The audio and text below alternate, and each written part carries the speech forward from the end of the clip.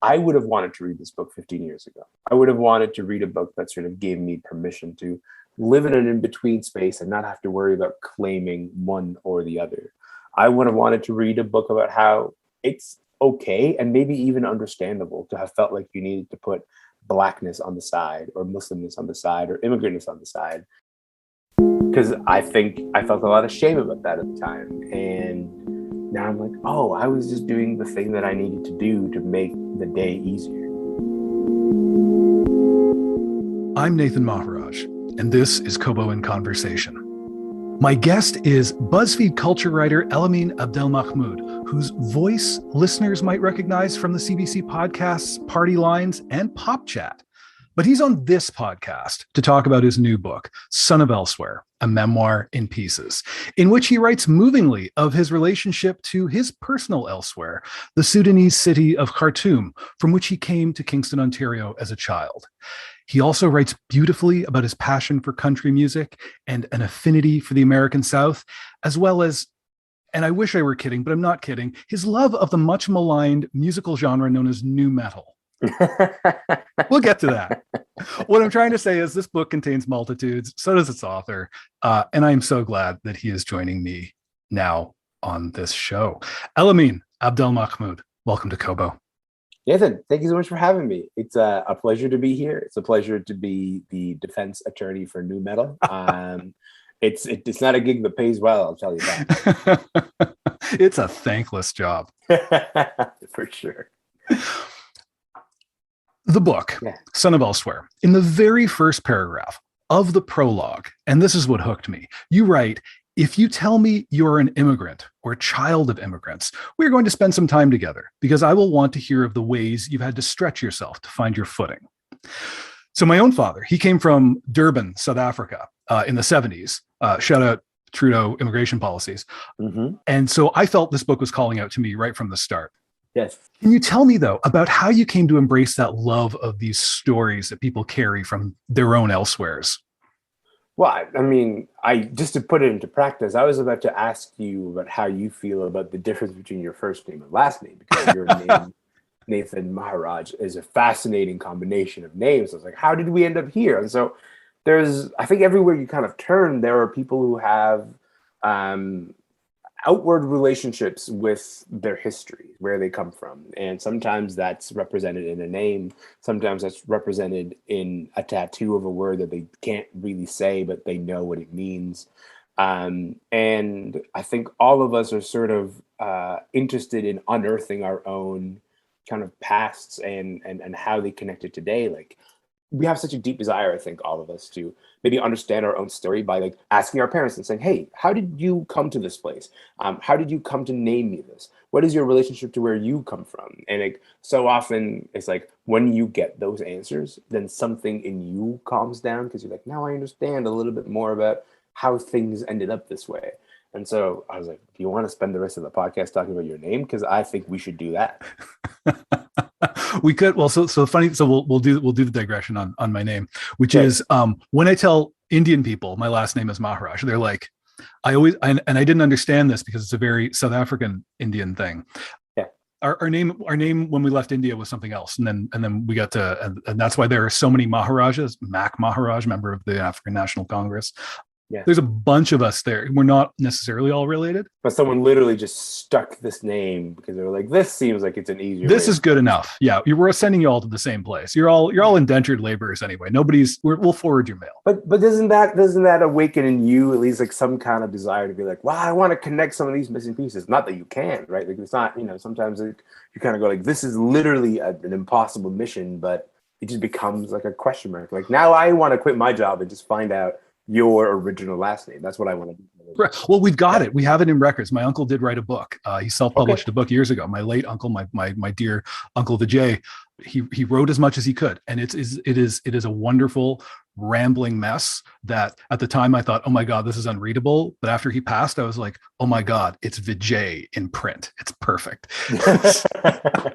Perfect. And also like you have at least a part of the story now. I do. Yeah. There's documents in there and stuff, but this look at you pulling me off. Whose podcast is this?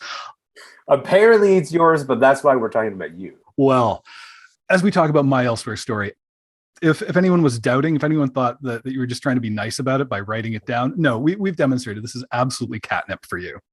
Yes.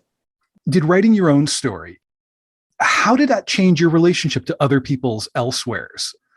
Well, I'm mostly usually trying to detect like where someone is on that journey.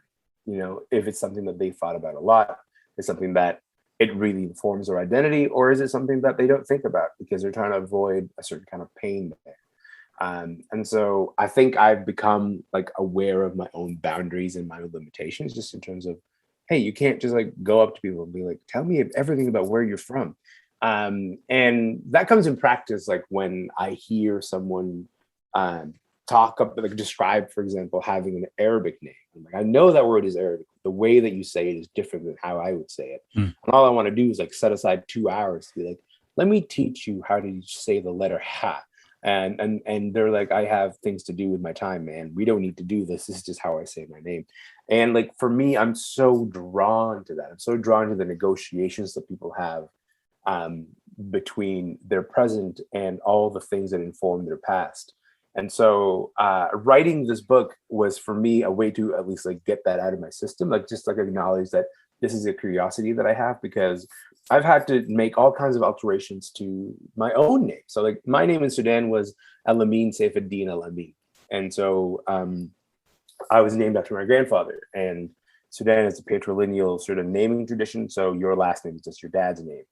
But when my dad moved here, and his name is Saifuddin Elamin, he realized that if he just gave us the family name Elamin, then when I come to Canada, I would be Elamin Elamin, which is preposterous and not a real name to have. And so he sort of graciously moved his own last name to his dad's last name, which is Abdelmahmoud, and he became Saifuddin Abdelmahmoud. And so he literally changed everything that he knew about the way that he introduces himself, in order for me not to become Elamin Elamin. And so in the process, though, I became this new thing, which is Elamin Abdelmahmoud in the context of Canada. But like, if you go to Sudan and you ask about Elamin Abdelmahmoud, they'd be like, you want a grandfather from 4 generations ago? That seems like a weird, and I just think we're all embroiled in these negotiations all the time. And sometimes we're aware of them, and sometimes we're not. And sometimes we're just becoming aware of them. And that's like the most fascinating period for me. Yeah. This book can be read all in one go. I read it all in one go. But it can also be dipped into. Take it out of order, shuffle, but clearly you're a fan of music. But I think specifically you're a fan of albums. And so I wanted to know, as you put these essays together in this book, which you ultimately called a memoir in pieces, were they written in sequence? Did you have a bunch and then kind of see gaps in the vibe where you thought, I could use something crazy here. I could use something heartwarming. Honestly, first of all, I love that conception of it. The way of sort of conceiving of this book as like an album. So it was written in verse. It was written not at all sort of in sequence. The first essay that I wrote became the third essay in the book, which is the essay about infinite reach, which is sort of like my relationship with America, starting from when they sort of bombed a factory that was not that far from my house when we lived in Sudan. That was the first one that I wrote for this whole thing, and then I wrote a chapter on grief. That was the second one. That in the book, I think that comes like ninth or something. But as you kind of go through the process of writing these pieces, you sort of begin to see where they might fit. The essays about the 400 series, specifically the 401 highway, it's 5 different essays that sort of keep returning you to the 401 motif throughout the book. So, you read a couple essays and then you come back to this roads piece. But that one was written all at the same time. It was sort of, I finished the roads piece, and it was 13,000 words. And I didn't have the guts to put a 13,000 word essay right at the start of the book. I was like, that's too big of an ask. I just can't do that to a person. It's kind of like putting a 13-minute song right at the start of your album. It's like, you probably wouldn't do that. And so as a result, I ended up kind of breaking it apart at first into, 2 halves. But that wasn't quite working. And then we kind of found that like some elements of it lined up really nicely chronologically with the rest of the essays I was starting to grapple with. And that's why you see it sort of in its current iteration, which is five different essays, five different segments of the same essay. Do you have a favorite? Ooh, a favorite. I think emotionally, Roads Part 4 is my favorite one. It was one of the hardest ones to write, just because for me, trying to grapple my mind around that one is sort of like about, after having gone through all this pain with my parents, it's the one where my dad makes this incredible apology and we get on the same page in terms of the stuff that we were disagreeing with. But I sort of knew that I had a lot of pressure on that essay because that's the one where I sort of try to give him a redemption arc. And I think it landed okay. Like, I think he sort of landed with the emotional sort of heft that I was trying to give it, so that one meant a lot to me. One of the last essays written for the book is one that is sort of centered around nascent Sudanese cinema moment and the ways that I feel distance from Sudan right now and how I wish I was a little bit closer. And I'm really proud of that one because it sort of came together at the very, very end. And then the prologue and epilogue, which it's similar to the Rhodes idea.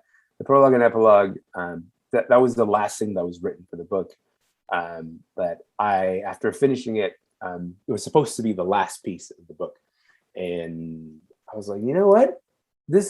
I like this as a statement that opens the book. And so we sort of literally split it right in half and put one half of it at the start and then the other half of it kind of at the end. I'm revealing all of this chopping, all of this like rearranging that we did as we sort of were trying to grapple our minds, through how this book will look as a shape. Yeah, I'm going to tell you my favorite, and it's Running Down the Wing. Hey, it starts with a celebration of Liverpool forward Mohamed Salah. Yes, does a little explainer about calls to prayer in different places that Islam is practiced, everywhere from where you can navigate streets blind by the sound coming from minarets to where the call to prayer would be inaudible if you were on the wrong side of the parking lot from the mosque. Yes. Can you tell me about writing that one? How did Running Down the Wing pull together for you? Well, man, that one was I would say a joy to pull together, because I knew that I wanted to talk about my relationship with being Muslim, my relationship with how my faith has shaped my life, but also my, I think now, kind of complicated relationship with the faith in the sense that, like, I don't think I'm being a particularly good Muslim most of the time. And I don't know what that means for me. I sort of still have to sit down and kind of unpack that and return to my faith and say, like, what are we doing here? How closely do I identify with this? And when I put those things together, a bunch of things popped up. One was how jealous I feel of younger Muslims who have a role model like Mohamed Salah, visibly being the best at what he does, the best football player on earth. I will not be taking questions at this time. He just is, Hot sports takes here on Kobo in Conversation. That's right. But also, returning to moments like watching 24 with my dad and sensing that, like, hey, like these people, whoever's making the show has a particular slant about Muslims that they're trying to sort of get across. And so all of these different emotional markers about my relationship with faith kind of came together. And I knew that Mohamed Salah would be sort of like the frame for it, because it's extraordinary to me that as someone who came to Canada just before 9/11 and experienced the shift in how people view Muslims in this country and the conversation about Islamophobia in this country, as someone who's received letters from strangers who are like, your faith is terrible. As someone who, like, literally, like, someone made, and you can watch this on YouTube right now, a like 40-minute YouTube video that is just basically cutting together a bunch of panel appearances that I made on the news and basically like she would pause after every minute that I would speak, and she would say, look, like this is all evidence that he's like a Muslim sleeper agent. And I'm amazed at young people who get an opportunity to see someone as visible as Muhammad Salah be what he is. And so I wanted to contrast the two experiences, because I wish I had that, so that I could sort of like at least steady myself and be like, no, we are this. Because I don't think you can, I think you can have a much clearer idea of who you are if you have representations of who you are and you are able to see those clearly. And so I wanted to explore all of these emotional terrains, and Running Down the Wing is where we settled. Well, it's beautiful. I mean, I recommend readers read the whole thing through, but like when you get to Running Down the Wing, like make sure you got time to go all the way. Like there's no interrupting that one. Just take it all the way. I wanted to ask you about the first essay too, because it frames something interesting as you talked about, coming to the West right after 9/11. You went through this experience that a lot of folks from parts of Africa and Asia go through when they land someplace in Canada, and that is finding yourself slotted into racial categories that exist in your destination, but they didn't exist back home. You're in a category that you have no experience with, but that your new place has all kinds of experience with and expects you to occupy. And you write about the nice Sudanese kids your parents introduced you to, who thrust Nas and Lauryn Hill at you as like, this is your welcome to being Black. These are instructors for the 101 course. Exactly. I wanted to ask though, because you didn't touch on this, and I was curious about it, did you have any sense of how your parents handled this transition into Blackness like in adulthood? You don't have time for new identities. Like you're busy. You're busy. You got to go to work. You got to go to work. You got kids to raise. Do you have a sense of their own relationship with this category they got thrust into? Well, I think the thing is, my parents also inherited the same history that I inherited of the shadeism and colorism of Sudan, right? Yeah. Which is to say that like where I grew up, we didn't conceive of ourselves as Black. We conceived of Black as something else, like the darker skinned folk who tend to come from South Sudan, tend to be Christian, tend to be poorer because of like a significant racism and economic discrimination. So I think for them, they found it odd, like they're like, no, we've been to a place that like has Black people, and like we are not that. That's basically like how their relationship was with it at the time.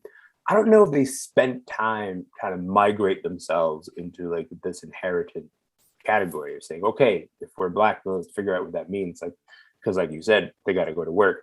I think for them, they just kind of found it amusing, but they also came at ages that are like old enough for them to sort of hold on to their Sudanese identities and have that be mostly their guide through this world. I think they identify more as immigrants than they do anything else. Particularly my mom, like she is very quick to sort of get to the part of the conversation where she tells you that she's from Sudan. Like she loves it. And I love watching her do it, but that's not, she doesn't, I don't sense in her like a deep interest in sort of like the Black story in Canada. I don't think she sort of identifies with it right now. You alluded to this earlier, and I wanted to ask about this further connected with your parents, a chapter where you write about a break in your family over your choice of life partner, who is your wife, Emily. As I read that, I thought that must have not only been hard to write, just to go there, to chart it back out, to be in that emotional space and put the narrative together. But it also occurred to me as I was reading it that my hunch is that families where it can be said things like, if you do this, you're no son of mine, where the line in the sand can be drawn. That there's a strong correlation between families where that can be in the discourse and families who do not want their business aired. Yes.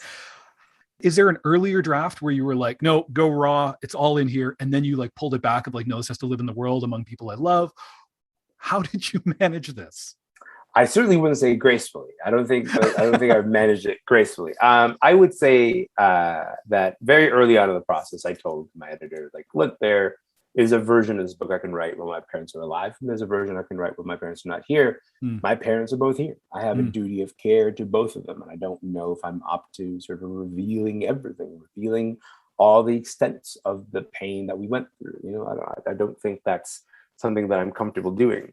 Having said that, though, I was encouraged to own my own pain, which is to say, this is something that I went through that was really difficult for me, and I'm going to do my best to render them with honesty, render them with the least amount of judgment possible, and an attempt to like actually understand them and where they're coming from. And that for me like was a process, right? It's sort of like, let me try to understand why my parents behaved in the ways that they did, whether it's about my relationship with Emily or just like how they were when I was growing up in Kingston, and they felt, you know, they felt like you were like, okay, you're gonna go out with some friends, you better be home by like 7. And all of those were emotional sites that I wanted to return to try to put myself in their position. And that doesn't come until quite late in the book, I think.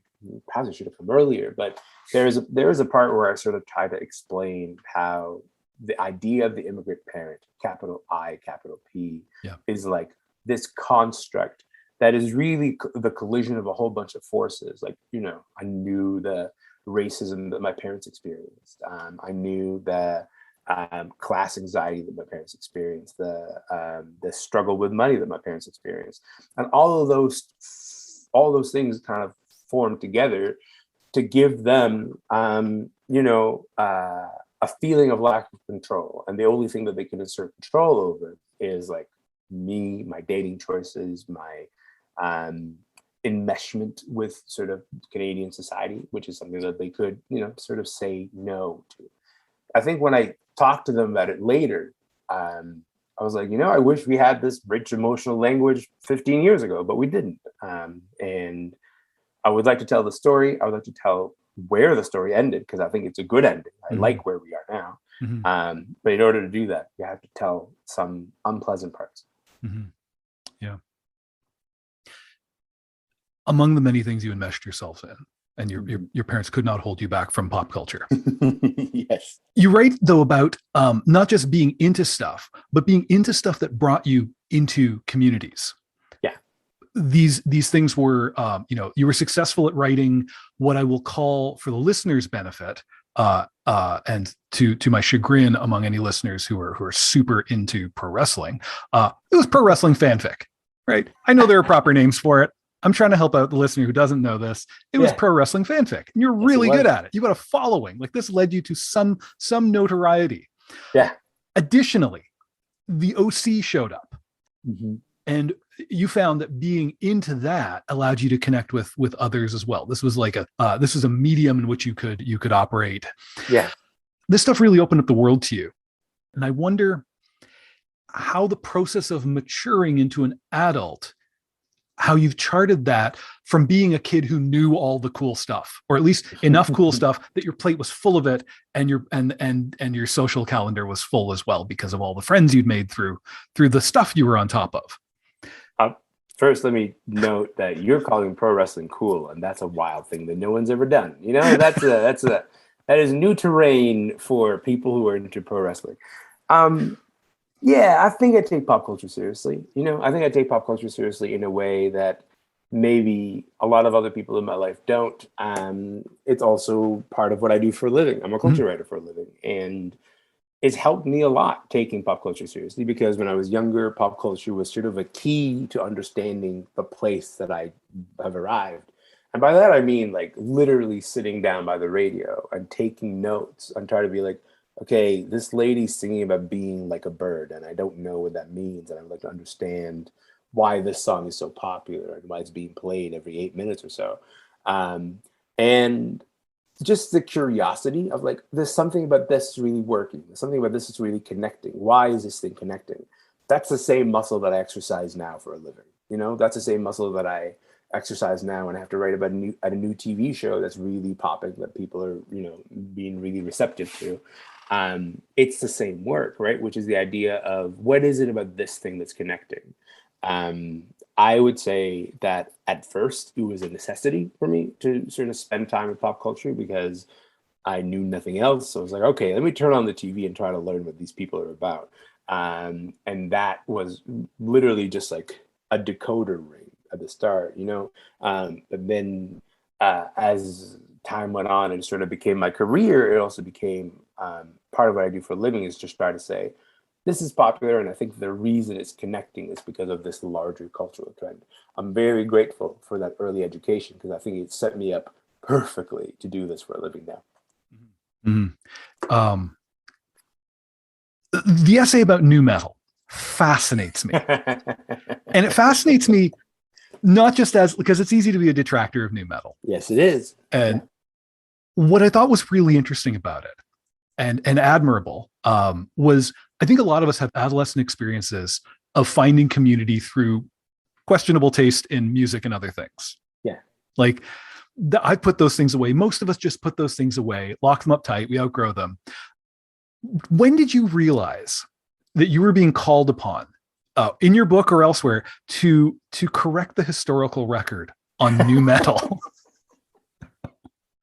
Honestly, it's a form of honesty more than anything else. It's like, can I, in good conscience, put out this book without talking about how significant a role nu metal has played in my life? Because that was my first community. Those were my first people, right? It was a way for me to speak a language to other people when I didn't really understand them very well. It opened a lot of doors for me. One significant door that it opened for me is it gave me permission to be mad at my parents. And of course, like later it turned out that nu metal was only about be mad at your parents, but like no one knew that at the time, you know? And so for me, that was sort of like felt empowering, but also it felt empowering to sort of return to that moment and say, you know what, we don't have to think the music was good. We just have to acknowledge that it housed a lot of emotions for people. It made it safe to go through that period of time. And I think sometimes that's the biggest thing a piece of music can accomplish. It can do more than be good. It could house you and keep you safe. You could drop a guitar to drop D tuning and then like make a bunch of noise and people kind of go like, yeah, I understand what you're talking about. And that's powerful. And I don't think it's something to be, you know, underestimated. Having said that, you gotta say nu metal helped me a lot. But when you say it, you got to say it with like a bit of shame. You're like, I'm sorry to be like this, but I was there and this was my musical moment, and it was something that I needed at the time, and it met me where I needed it. Yeah. In your book, in Son of Elsewhere, for the most part, other books are not foregrounded. I think, with the exception of the Sudanese novelist Tayeb Salih's Season of Migration to the North, of which you speak very admiringly. What are the other books you were reading as a kid or as a young man, perhaps between acts at Lollapalooza? The stuff that that maybe helped you refine your wrestling fanfic craft so well. Well, growing up, I actually just read a lot of these action adventures that were published by this Egyptian author named Nabil Farouk. And basically, they were all about this Edhem Sabri, who's like, just take James Bond and make a Muslim an Egyptian, and like you got Edhem Sabri. Except like growing up and then realizing later that like somehow all the villains were like there's like a tone, not a hidden tone of anti-Semitism. Like Israel was like occasionally to kind of constantly one of the enemies of these books, which is like, oh, that's something to think about. But these books for me were like a significant touch point. I think books that shaped me in terms of wanting to write. I don't think I wanted to write seriously until I met Rebecca Solnitz's Field Guide to Getting Lost. Rebecca Solnitz for me is a deeply, deeply important writer. I think she's one of the most important writers working today. And if you read A Field Guide to Getting Lost, which is sort of a collection of essays around the idea of getting lost and sometimes getting physically lost, the things that we lose, the ideas of losing yourself, the different ways that you can losing yourself in a good way, losing yourself in a bad way. And also the historical conception of how we thought about loss. You read that book and I think you come away with a different understanding of what books can do. Mm. For me, I started to put that down, and I thought this is an extraordinary work of just connecting ideas and themes in a way that I hadn't encountered before in my life. And so Field Guide to Getting Lost was just like a deeply, deeply important book to me. And from there on, I've had a few other books that deeply shaped me. Zadie Smith's Changing My Mind is a really important book to me also. That's another collection of essays. And Zadie Smith has this like very elegant thing where she talks about, it's basically a bunch of essays about how she changed her mind about something. And she goes through a journey of saying, I thought this book was terrible, and then it turns out actually it was one of the most incredible, most important books to me.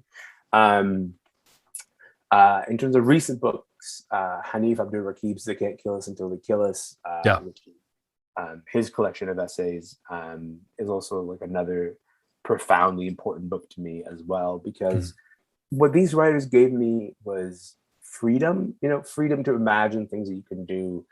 I think there's an essay in Hanif's book where he doesn't use any periods. There's just every sentence ends with an and. And you kind of look at it and go like, wait, I didn't know you could do that. And it's like literally just the freedom of the thing existing enables you to go, I don't know, let's try it. Let's figure out, let's take some chances on the page and see if we like the result or not. And so I would say like those books were in many ways the godparents to this book. They're sort of the parents, the books that birthed this book were those books. Hanif's book, Rebecca Solnitz's book, and Zadie Smith's. Right. Yeah. And there's a through line to Hanif Abdulraqib as well in the his unabashed love of emo. It's another maligned genre. We had him on the show in January and talking about his book Little Devil in America. Yeah. And we didn't get to talk as much about My Chemical Romance as I think we should have. That's true. That's another one of his great pieces. Yeah. That truly made me feel like I was missing out on something. As your essay about nu metal made me feel like I had misjudged several acts. That's the hope. The hope is that you come away being like, was there more to that than I thought that there was? And I think you're right. Hanif does accomplish that with My Chemical Romance. He definitely I think Hanif's pieces on Carly Rae Jepsen were turning points for a lot of people. Oh, totally. In terms of people going, oh, it's another pop artist. And like, oh, no, there's something different. There's more here. Yeah. Yeah, exactly. We're on the precipice of this turning into a Carly Rae Jepsen fan club, because I think I've seen on Twitter that you are an unabashed fan. I'm an unabashed fan. Yes. Yeah. So, but I'm pulling it back. The restraint is incredible. With all of my strength. Yes. I need to ask you, as you've sung these love songs for the 401, you are the father of a young child. Can I ask you, what's your relationship with long drives now? Great question. I depends on the playlist that we have on. Okay. And by this I mean like my daughter loves long drives. We drive to, I don't know if it's a long drive. We drive to Hamilton a lot. That's like a 50-minute. That's drive. Long with a kid. That's with a youngin'. She loves that drive. She's like a big fan of that trip. I have a lot of playlists where it's like very fragile piece of like, it'll be a song for me and then a song for her and a song for me and a song for her. And that's very crucial to our relationship in the car. I think for the longest time, I tried to sort of keep the car as like, well, in the car, there's only music that I like available. But once you sort of break that seal, it kind of becomes like, okay, it becomes her car in a sense. She will, the first thing she does when she sits in her car seat is like declare what song she wants to begin the ride with. And I'm like, all right, like I'm on it. Let me go cue that song up. And so I think she has the same kind of relationship to long drives as me, which is like, she kind of feels comfortable in them. I'm also someone who can sleep anywhere. And Same. Car sleep is key. Since I'm the primary driver of our family, I don't get a chance to sleep on the road a lot. But she more than makes up for it. So I would say she's a fan of driving. I'm so glad to hear that. I'm glad to hear you can still love the long rides. I have a meta question about the book, and that is that as we just said, you have a young child. You are a young man. Well, thank you. your career is ascendant. You got stuff going on. There are irons in several fires. You could have waited to write this book, when you were, dusting your Order of Canada medal or whatever, or the decorative spoon or whatever you get when you get. Do you know something about the future that I don't? Is this how this works? Okay, all right. If you want to sound prophetic, you got to say some crazy stuff. Why did you decide to write this now? Why did you decide to write the version of this book that can live in the world where your parents can read it, versus the one where anyone who may object is gone? Great question. I think the answer for me is that it was cooked, and by that I mean like I sort of felt ready to sort of tackle this parameter of subjects. I think I would have wanted to read this book 15 years ago. I would have wanted to read a book that sort of gave me permission to live in an in-between space and not have to worry about claiming one or the other. I would have wanted to read a book about how it's okay and maybe even understandable to have felt like you needed to put Blackness on the side, or Muslimness on the side, or immigrantness on the side. And because I think I felt a lot of shame about that at the time. And now I'm like, oh, I was just doing the thing that I needed to do to make the day easier, And so in that regard, I think you could have waited, but I also think that there's an audience that maybe you could use it now, it might find them now, and if it does, then hopefully we'll sort of illuminate for them or with them that part of their story. And the other thing about it is that, like, I don't know, I think I'm not someone who processes the recent past very well. I think I need like a 10-year distance. Like, by and large, most of this book takes place before 2012, with the exception of like maybe 4 or 5 stories in there that sort of take place after that. I don't think I could write about something that happened 2 years ago very clearly, because my story about it hasn't solidified that well. And I think it would probably be a good pace to be like, in 10 years, I've sort of gathered enough dust to be like, let me try to like make a little bowl out of this or something. But I don't think you can, I think once you feel a moment has approached and enough has kind of like solidified together, it's just good to sort of try to gather it all up in one place. And who knows how I'll feel about any of this in 10 years. Maybe I'll be like, oh, all my thoughts about that version of me were completely incorrect. I don't think so. Like, I was very careful to sort of investigate some of these thoughts and go, you know what, has it been enough time that my story about this thing is solidified? And I think so. I think that's where these stories are at. But who knows? Who knows where I'll be in 10 years in terms of how I think about these stories. You write in one of the essays that one of the functions of language is to build little bridges. I think you write, and I think I've quoted you correctly here. I make some sounds and you feel seen and understood and less lonely. Yeah. And you know what? That's how the book made me feel. And so thank you. So thank you for writing it. Thank you for joining me on Kobo in Conversation. And it was great to not feel so lonely reading the book. And it was great to spend this time with you. Thank you. Thank you for having me. Thank you for spending time with the book. Thank you for the gift of close reading. That itself is something that no one should take for granted. So thank you so much for that. I learned it in Kingston, Ontario at Queen's University doing an MA. Hey. So there you go. A good place to learn things, if I do say so myself. I have been speaking with Elamin Abdelmahmoud, author of Son of Elsewhere, a memoir in pieces. You can find it and all the books we talked about at Kobo and Conversation's home, kobo.com/conversation. There's a link in the show notes just to make it easy. Catch every conversation by subscribing wherever you listen. Leave us stars, leave us reviews. Tell us you're out there. It helps other people like you, like us, find it. And then we can be readers together, less lonely. Kobo in Conversation is produced by me, Nathan Maharaj. This time around, it's hosted by me as well. Thank you for listening.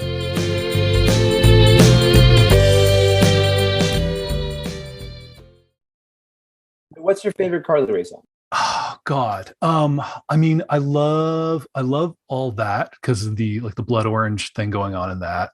Yeah. But like making the most of the night is just like is like, right? Because the syncopation is just it's like the first listen through is like when does each phrase land? Oh my God. It's like, and there's the percussion in the middle. Like you can imagine you could do a marching band arrangement of it, like with the drumming in between the, like, it's wonderful. It's glorious. See, we did it. We were on the precipice and you were like, let's go over the precipice. We got to do it. Yes. We got just a little bit of Carly Rae Jepsen. What's your favorite Carly Rae song? God, I think it changed with the seasons, but right now it's Too Much. I'm a big Too Much guy.